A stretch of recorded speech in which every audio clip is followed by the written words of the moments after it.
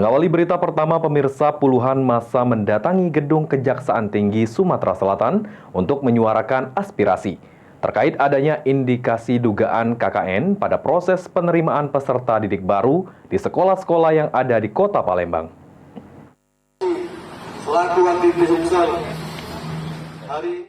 Puluhan massa yang tergabung dalam Forum Garuda Sumsel mendatangi gedung Kejaksaan Tinggi Sumatera Selatan untuk menyuarakan aksi aspirasi terkait adanya indikasi dugaan KKN pada proses penerimaan peserta didik baru di sekolah-sekolah yang ada di Kota Palembang.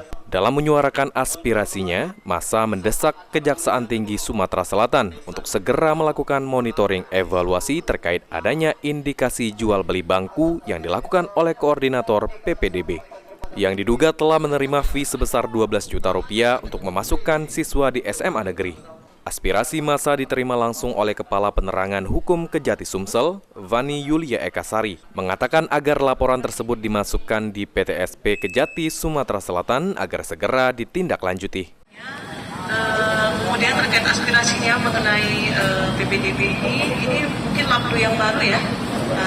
Untuk silakan masukkan di PTSP, kemudian dilampiri juga dengan bukti pendukungnya. Mungkin dari kami seperti itu, tapi untuk progresnya bisa seperti biasa, Pak Iqbal juga bisa menghubungi kami. Mungkin demikian dari saya. Usai menggelar aksi, Koordinator Aksi Iqbal Tawakal mengatakan banyak indikasi kecurangan jual beli bangku khususnya di SMA Negeri 1, 10, dan juga SMA Negeri 6 Palembang. Dia juara Quran, habis Quran, baru terakhir bulan 3 tadi dia mendapatkan juara 1.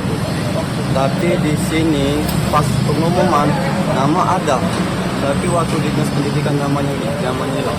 Dicek lagi hilang namanya. Di sini kan sudah jelas bahwa memang benar pihak pendidikan yang mengendalikan hasil dari pengumuman PPDB. Kepala sekolah di sini hanya boneka. Yang namanya manajemen besar sekolah di sekolahan sudah hilang.